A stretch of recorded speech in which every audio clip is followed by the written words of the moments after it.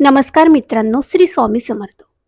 मित्रांनो, मनातून उतरलेल्या लोकांना मनातच काय, डोक्यात सुद्धा ठेवू नका.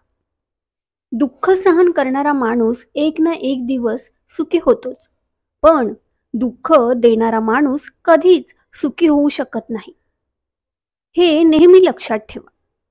माणसाचा स्वभाव हा थोडा तिखटच असला पाहिजे, कारण गोड लागणारा ऊस लोक चावून खातात. आजकाल दुनियेत जास्त गोड स्वभाव असेल तर लोक फायदा घेतात. म्हणून स्वभाव थोडा तिखटच ठेवा, म्हणजे लोक बरोबर हिशोबात राहतील. क्षणभर एकांतात वेळ घालवल्यानंतर कळतं, आपल्याजवळ आपल्याशिवाय आपलं असं कोणीही नाही.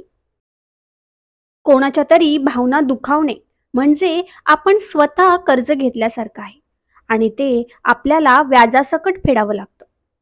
दुसऱ्यांवर टीका करणारी व्यक्ती एखाद्या सज्जन माणसाला बदनाम करू शकते, पण स्वतः मात्र सज्जन बनू शकत नाही. काही लोक आपल्या अहंकारामुळे किमती नाती गमावतात, तर काही लोक नाती वाचवण्यासाठी स्वतःची किंमत देखील गमावतात. पैशाने फक्त राहणीमान बदलतं, लायकी बदलत नाही.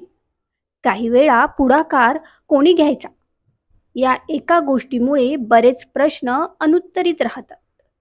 मनात उतरलेल्या लोकांना मनातच काय, तर डोक्यात सुद्धा ठेवायचं नाही. स्वतःला घडवण्यात आपला वेळ खर्च करा, म्हणजे तुम्हाला इतरांना दोष द्यायला वेळच मिळणार नाही. नात्यांना मधुर आवाजाची आणि सुंदर चेहऱ्याची गरज नसते. गरज असते ती फक्त सुंदर मनाची आणि अतूट विश्वासाची. सुसंवाद हा फक्त एक शब्द आहे, पण जर कोणाशी केला तर मनातील अनेक वाईट विचारांचा मूळ काढून टाकतो.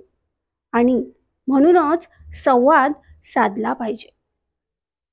सवडीने आणि आवडीने बोलणाऱ्यांमध्ये खूप फरक असतो. यशस्वी माणूस होण्यापेक्षा उपयोगी पडणारा माणूस होण्याचा प्रयत्न करा. तुम्ही नक्कीच यशस्वी व्हाल.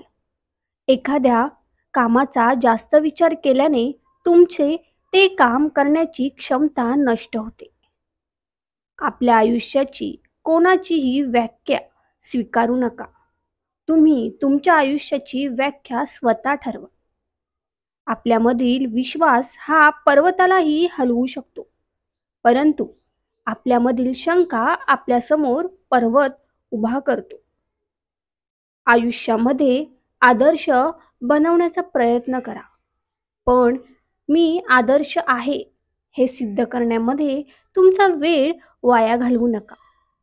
कधीकधी कोणाला दुखवण्यापेक्षा शांत राहिलेलं चांगलं असतं. आयुष्यामध्ये छोट्या छोट्या गोष्टीत समाधान मानून हसायला शिका. श्री स्वामी समर्थ.